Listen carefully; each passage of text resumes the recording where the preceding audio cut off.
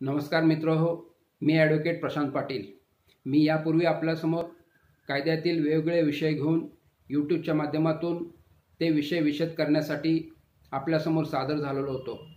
आजही मी असाच सर्वसाधारण व्यक्तीला दैनंदिन जडणघडणीमध्ये आयुष्यामध्ये मृत्यूपत्राचा दस्तऐवज कशा पद्धतीने केला पाहिजे आणि त्यासंबंधीच्या कायद्यातील तरतुदी काय आहेत ही माहिती विशद करण्यासाठी आपल्यासमोर सादर होतोय। खरं तर मित्रहो, मृत्यूपत्राचा दस्तऐवजाची संकल्पना याविषयी आपण माहिती जाणून घेत असताना मृत्यूपत्र म्हणजे काय तर एखाद्या व्यक्तीने त्यास प्राप्त असलेल्या स्थावर किंवा जंगम मिळकती या त्या व्यक्तीच्या पश्चात त्याचा विनियोग कशा पद्धतीने व्हावा आणि त्याचा उपभोग नेमका कोणी घ्यावा या हेतूने प्रेरित होऊन त्या व्यक्तीनं करून ठेवलेले इच्छापत्राच्या दस्तऐवजास मृत्यूपत्र संबोधलं जावं। It is a deed of poll POLL. It means a deed made by single party. एका पक्षानं तो करून ठेवलेला दस्तऐवज असं साधारणपणे आपण या ठिकाणी लक्षात घेतलं पाहिजे। मृत्यूपत्राचा दस्तऐवज मृत्यूपत्रकर्त्याने हयात करून ठेवल्यानंतर त्याच्या मृत्यूनंतर तो मृत्यूपत्राचा दस्तऐवज अंमलबजावणीत येत असतो। मृत्यूपत्रकर्त्याने तो दस्तऐवज करून ठेवला म्हणून केवळ त्या कारणावरून मृत्यूपत्रकर्ता हयात असेपर्यंत त्या मृत्यूपत्राच्या दस्तऐवजातील लाभार्थी व्यक्तीस कोणताही लाभ मिळणार नाही। अर्थातच मृत्यूपत्रकर्ता मृत झाल्यानंतर मयत झाल्यानंतर त्यातील लाभार्थी व्यक्तीस त्याचा हक्क प्राप्त होईल आणि त्या व्यक्तीस त्या पद्धतीनं त्या इच्छापत्रामध्ये नमूद केलेल्या अपेक्षेप्रमाणे कर्त्याच्या अपेक्षेप्रमाणे त्यातील हक्क प्राप्त होतील। मृत्यूपत्रकर्ता हा त्याच्या हयातीमध्ये मृत्यूपत्र केल्यानंतर तो ते केव्हाही रद्द करू शकतो, परंतु जेव्हा केव्हा मृत्यूपत्रकर्त्याने असे लिहून ठेवलेले अखेरचे आणि शेवटचे इच्छापत्र असेल तेच मात्र खरे आणि अंतिम मानले जाईल किंवा कायदेशीर मानले जाईल। मृत्यूपत्रकर्त्याने अशा स्वरूपाचा दस्तऐवज केला म्हणजे तो मृत्यूपत्रकर्ता मृत झाल्यानंतर तो मृत्यूपत्राचा अंमल चालू होतो। खरं तर संपूर्ण जगामध्ये अनेक देशांपैकी मृत्यूपत्राच्या दस्तऐवजाकडे एक सोशल कस्टम, एक सामाजिक प्रथा म्हणून पाहिलं जातं। भारत देशाबद्दल बोलायचं झालं तर भारत देशामध्ये मुख्यत्वे 2 प्रकारचे कायदे मृत्यूपत्राच्या दस्तऐवजासंदर्भात तरतुदी समाविष्ट करून ठेवलेल्या आहेत। त्यापैकी भारतीय उत्तराधिकारी अधिनियम 1925 हा एक कायदा आणि मुस्लिम धर्मातील लोकांना ज्यावेळेस मृत्यूपत्राचा दस्तऐवज करावायचा असतो त्यावेळेस त्या ठिकाणी मुस्लिम धर्मीय कायदा मोहम्मडन लॉ या कायद्यातील तरतुदी त्या ठिकाणी करून ठेवल्या गेलेल्या आहेत। अशा पद्धतीने हे 2 कायदे भारत देशामध्ये मुख्यत्वे अस्तित्वात आहेत। आता भारतीय उत्तराधिकारी अधिनियम 1925 या कायद्यातील आपण सर्वप्रथम तरतुदी पाहूयात। भारतीय उत्तराधिकारी अधिनियम 1925 या कायद्यामध्ये मृत्यूपत्राच्या दस्तऐवजासंदर्भातील मुख्यत्वे 2 प्रकार दिले गेलेले आहेत। या कायद्यातील कलम 63 अन्वये अनप्रिव्हिलेज्ड विल असुरक्षित इच्छापत्राचा दस्तऐवज आणि या कायद्यातील कलम 65 अन्वये सुरक्षित प्रिव्हिलेज्ड इच्छापत्राचा दस्तऐवज असा एक दुसरा प्रकार आपण या ठिकाणी लक्षात घेतला पाहिजे। मित्रहो, या कायद्यातील कलम 65 अन्वये प्रिव्हिलेज्ड विल सुरक्षित इच्छापत्राचा दस्तऐवज कोण करू शकतो? या देशातील युद्ध रणभूमीच्या क्षेत्रावर कोणत्याही सेना दलाचा, हवाई दलाचा आणि नौदलाचा व्यक्ती युद्ध रणक्षेत्रामध्ये कार्यरत असेल त्यावेळेस अशी व्यक्ती सुरक्षित इच्छापत्राचा दस्त किंवा इच्छापत्र करून ठेवू शकते। या कायद्यातील कलम 66 अन्वये सांगितल्यानुसार अशा तिन्ही दलातील व्यक्ती ज्यावेळेस युद्ध रणभूमीमध्ये गुंतलेली असते त्यावेळेस अशी व्यक्ती मग ती तोंडी शब्दाने वर्णन करून किंवा स्वतःच्या हस्ताक्षरात लिखित स्वरूपात लिहून ठेवून सुद्धा प्रिव्हिलेज्ड सुरक्षित इच्छापत्राचा लेख करू शकते। परंतु ज्या वेळी अशा व्यक्तीनं लिहून ठेवलेला स्वतःच्या हस्ताक्षरात लिहून ठेवलेला इच्छापत्राचा लेख असेल त्यावेळेस त्या संबंधित मृत्यूपत्रकर्त्याची त्यावरती सही असणं अपेक्षित असणार नाही, किंबहुना त्यावरती साक्षीदारांनी सुद्धा अटेस्टेशन निष्पादित करण्याची सुद्धा त्या ठिकाणी अपेक्षित असणार नाही किंवा गरज भासणार नाही। मित्रहो, आजच्या आपल्या चर्चेतील महत्त्वाचा भाग की सर्वसाधारण व्यक्तीला करावयास लागणारा किंवा करून ठेवत असणारे मृत्यूपत्राचे दस्तऐवज अर्थातच अनप्रिव्हिलेज्ड विल। या कायद्यातील कलम 63 नुसार अनप्रिव्हिलेज्ड विल असुरक्षित इच्छापत्राचा दस्तऐवज। या कायद्यातील कलम 57 नुसार सांगितल्यानुसार या देशातील हिंदू धर्मीय, बुद्धिस्ट धर्मीय, शीख धर्मीय आणि जैन धर्मीय या चारही धर्मातील कोणतीही सज्ञान सक्षम व्यक्ती की जी युद्ध रणभूमीमध्ये प्रत्यक्ष या तिन्ही दलामध्ये अर्थातच हवाई दलामध्ये, सेना दलामध्ये आणि नौका दलामध्ये कार्यरत नाही, प्रत्यक्ष कार्यरत नाही, अशी व्यक्ती अशा स्वरूपाचा असुरक्षित इच्छापत्राचा दस्तऐवज त्यास प्राप्त असणाऱ्या स्थावर किंवा जंगम मिळकतींसंबंधी इच्छापत्राचा दस्तऐवज लिहून करून ठेवू शकते। याशिवाय कोणतीही विवाहित महिला, या चारही धर्मापैकी कोणतीही विवाहित महिला की ज्या महिलेस तिला हस्तांतरणास प्राप्त असणाऱ्या मिळकती, मग त्या स्थावर किंवा जंगम मिळकती, या संबंधीच्या मिळकती संदर्भात अशी विवाहित महिला सुद्धा इच्छापत्राचा दस्तऐवज लिहून ठेवू शकते। याशिवाय मूक आणि अंध व्यक्ती या सुद्धा इच्छापत्राचा दस्तऐवज लिहून ठेवू शकतात आणि त्यांनी केलेला दस्तऐवज सुद्धा तो कायदेशीर मानला जाईल। अर्थातच मूकबधीर आणि अंध व्यक्तींनी केलेला दस्तऐवज हा ज्यावेळेस कायदेशीर या कायद्यामध्ये मानला गेलेला आहे, परंतु या कायद्यातील तरतुदीनुसार जेव्हा केव्हा एखादी व्यक्ती ही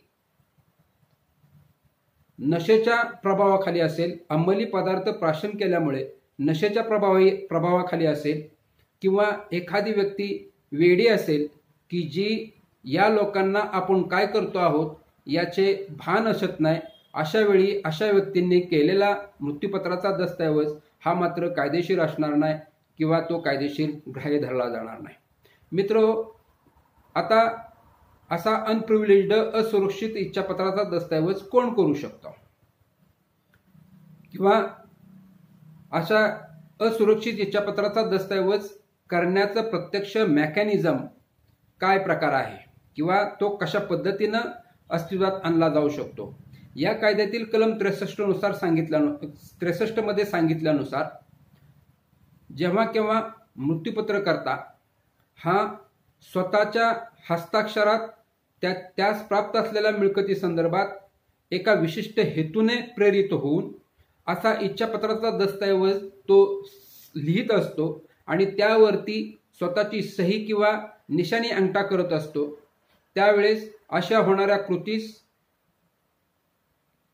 इच्छापत्राचा दस्तऐवज पूर्ण झाला असं संबोधलं जावं। परंतु याच्यामध्ये आणखी आवश्यकता अशी की अशा व्यक्तीनं लिहून ठेवलेल्या आणि सही करून ठेवलेल्या इच्छापत्राच्या दस्तऐवजावरती साक्षीदारांनी सुद्धा त्या ठिकाणी अटेस्टेशन किंवा तो दस्त निष्पादित करणं आवश्यकता आहे।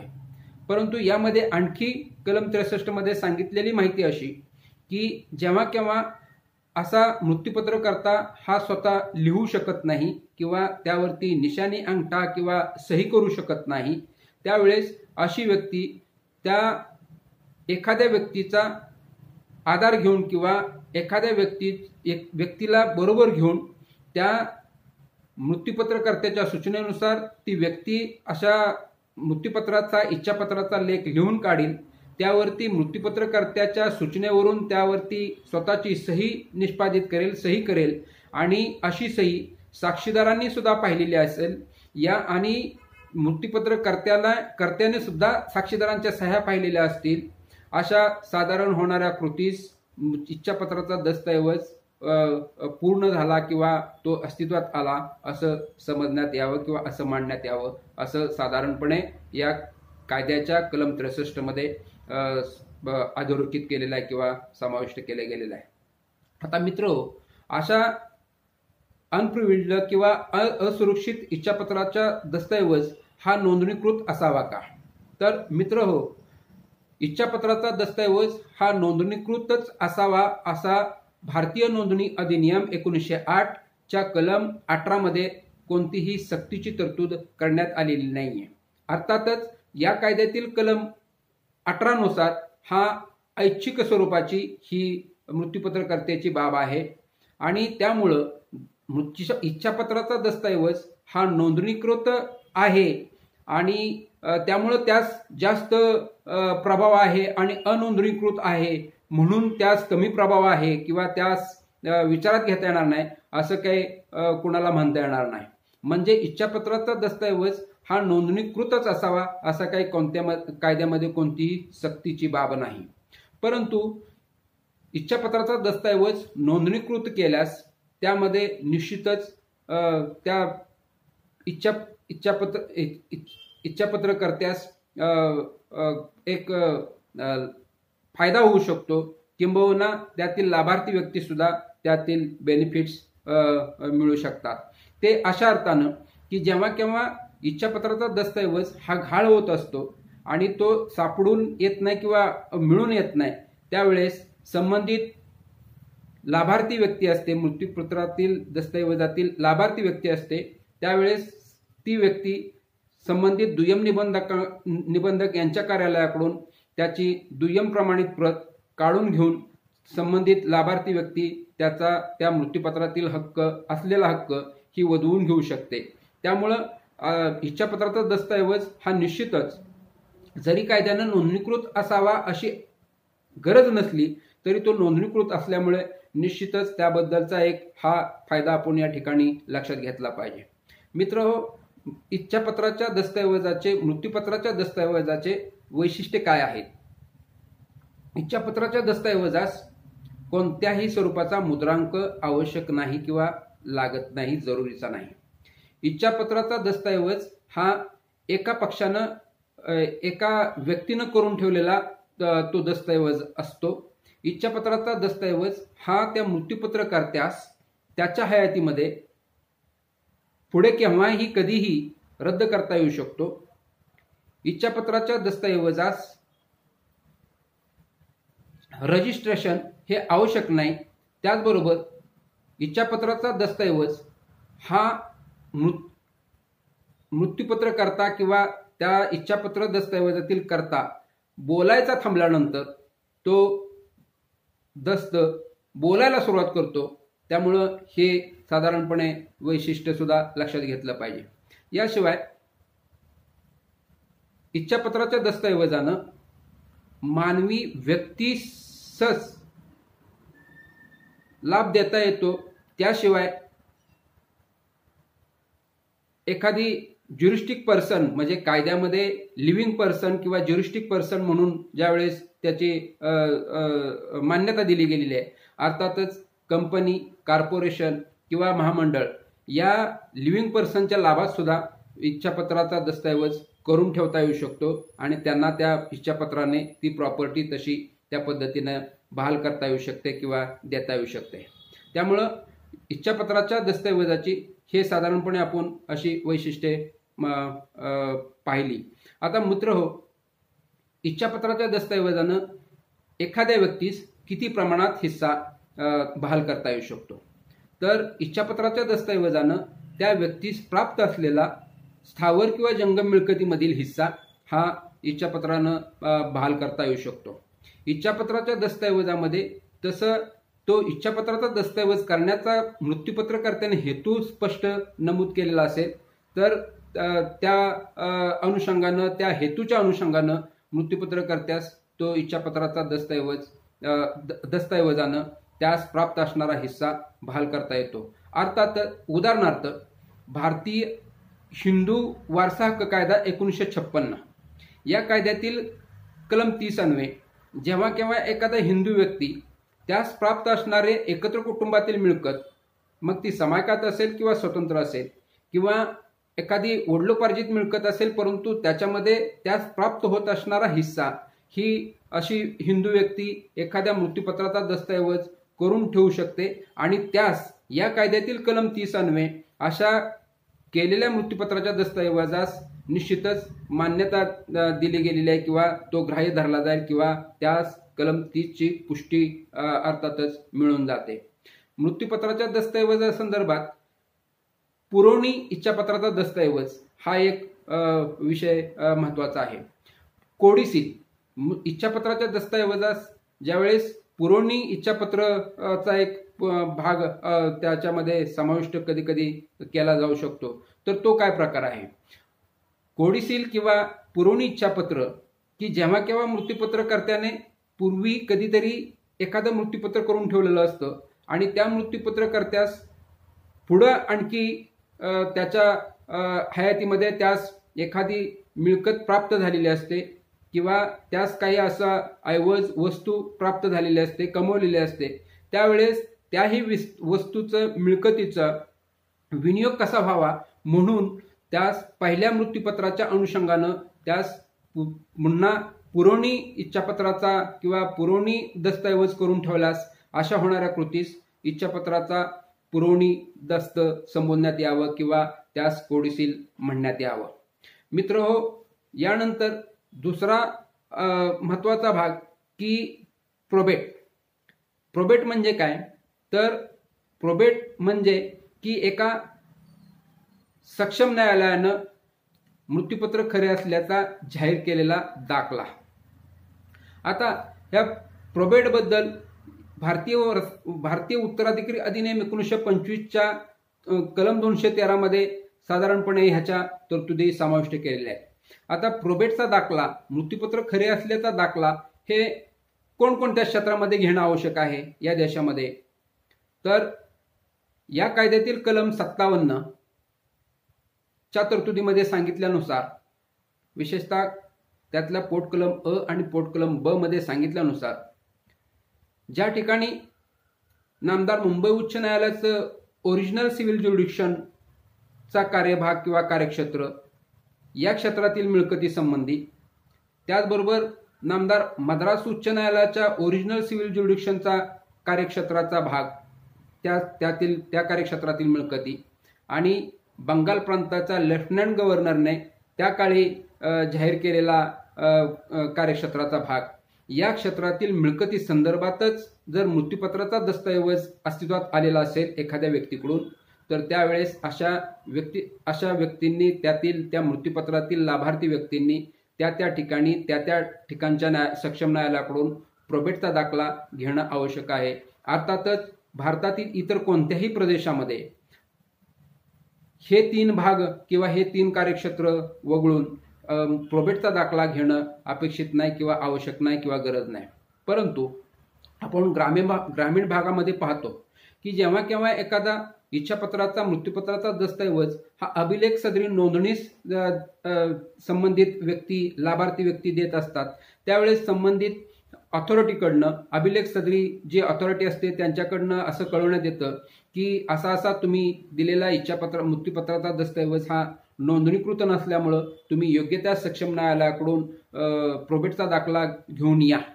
अर्थातच असा संबंधी कळवलेलं उत्तर त्या अथॉरिटीकडून हे निश्चितच चुकीचं आहे. कारण प्रोबेटचा दाखला घेणं आवश्यक नाही किंवा मृत्यूपत्र अनोंदणीकृत आहे म्हणून त्यास दखल घेता येणार नाही त्या अथॉरिटीला, असं अजिबात म्हणता येणार नाही. कारण जिथं कायद्यानं दस्तऐवज नोंदणीकृत करावा असं कुठं सक्तीनं सांगितलं गेलेलं नाही किंवा तशाबद्दलची तरतूद ही ऑप्शनल स्वरूपात ऐच्छिक स्वरूपात ठेवलेली आहे.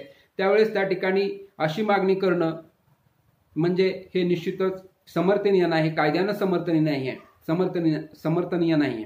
अर्थातच मित्रहो, मी आज आपल्यासमोर जे माझं ह्या प्रोबेटच्या संकल्पनेविषयी तरतुदीविषयी मी जे माझं मत मांडतोय की आपण भारतीय वारसा हक्क कायदा 1925च्या कलम 57च्या तरतुदी, कलम 213च्या तरतुदी आणि याच कायद्यामध्ये अपेंडिक्स भाग 3 मध्ये समाविष्ट असलेल्या तरतुदींचा किंवा त्यामध्ये समाविष्ट केलेल्या गोषवाऱ्याचा एकत्रित जर आपण अभ्यास केला तर निश्चितपणे हे मी आता आपल्याला यापूर्वी जे 3 प्रदेश सांगितले, 3 भाग सांगितले, त्या तिन्ही भागातील कार्यक्षेमा किंवा कार्यक्षेत्र वगळून भारतातील इतर भागामध्ये मृत्यूपत्रासंदर्भात प्रोबेटचा दाखला घेणं अपेक्षित नाही किंवा आवश्यक नाही.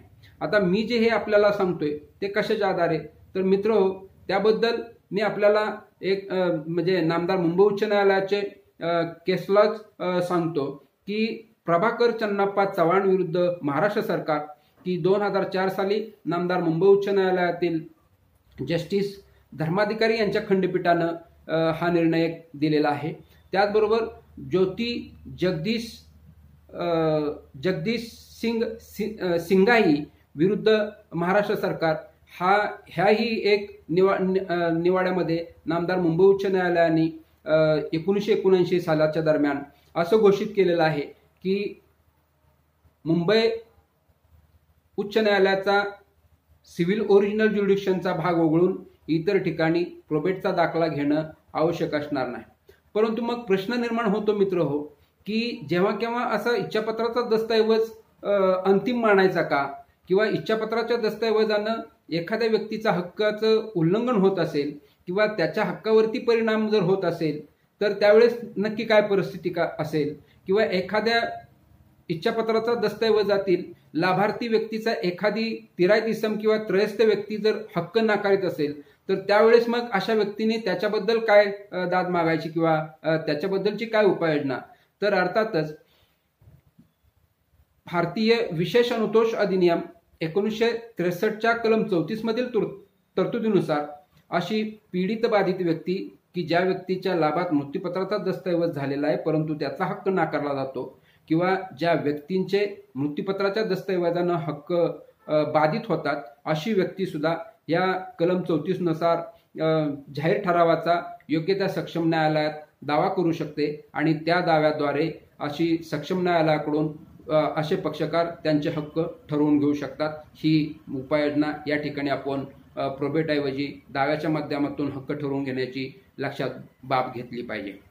मित्रहो, आता मृत्यूपत्राचा दस्तऐवज हा कशा स्वरूपात असावा.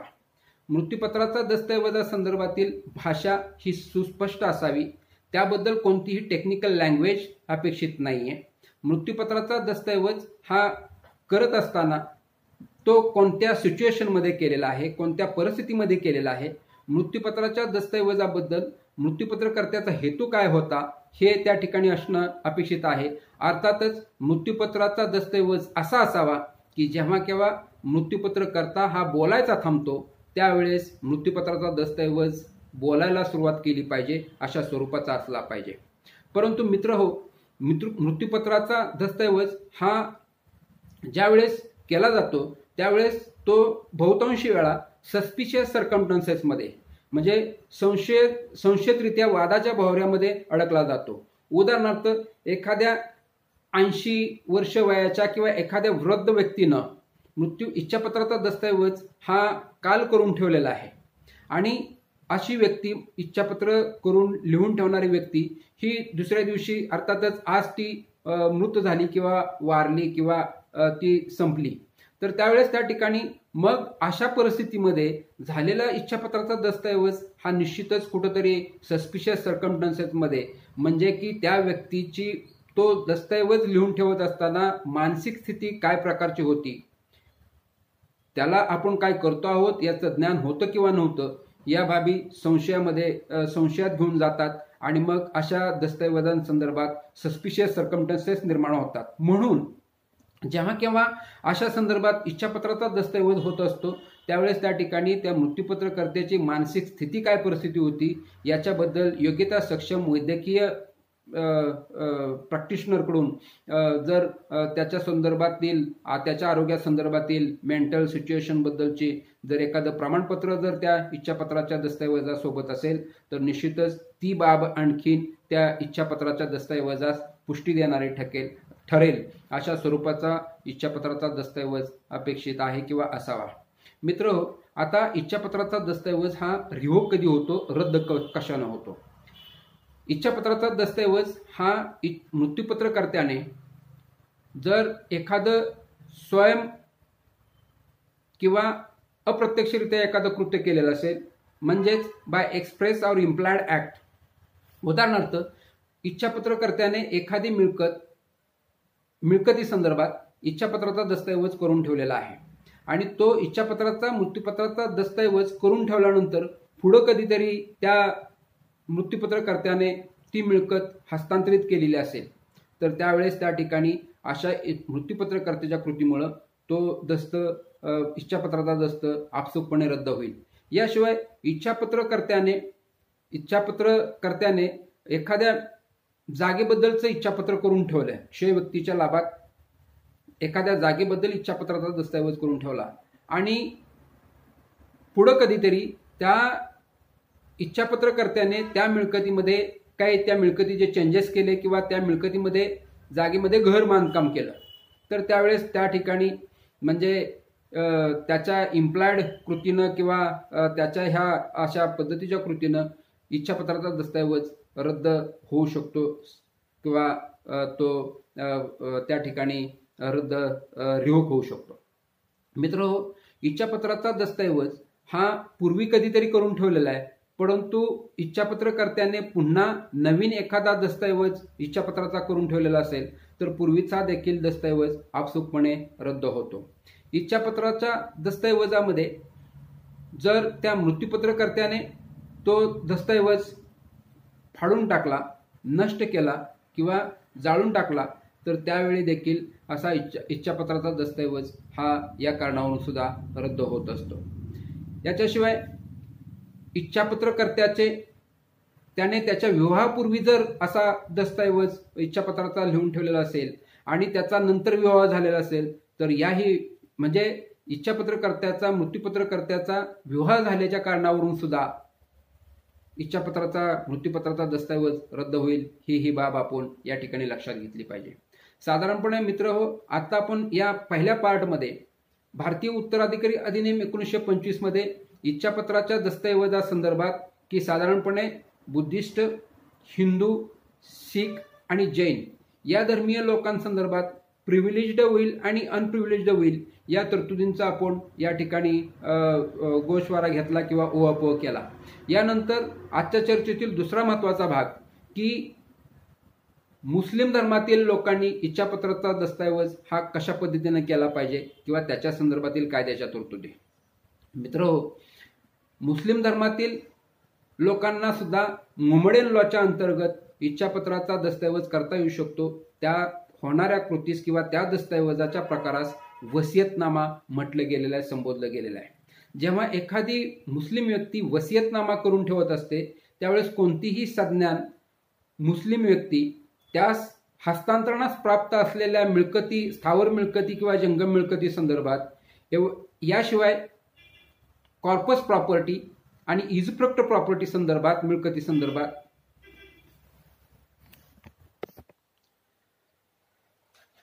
मित्रहो, इलेक्ट्रिसिटीचा थोडासा व्यत्यय आल्याबद्दल दिलगिरी व्यक्त करतो.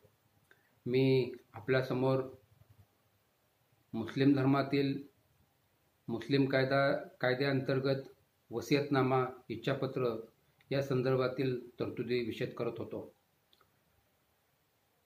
मुस्लिम धर्मातील व्यक्ती वसियतनामा कशा पद्धतीने करू शकते किंवा कोण करू शकतो हे या ठिकाणी मला सांगावंसं वाटतं की कोणतीही मुस्लिम व्यक्ती की जी सज्ञान आहे अशी सज्ञान व्यक्ती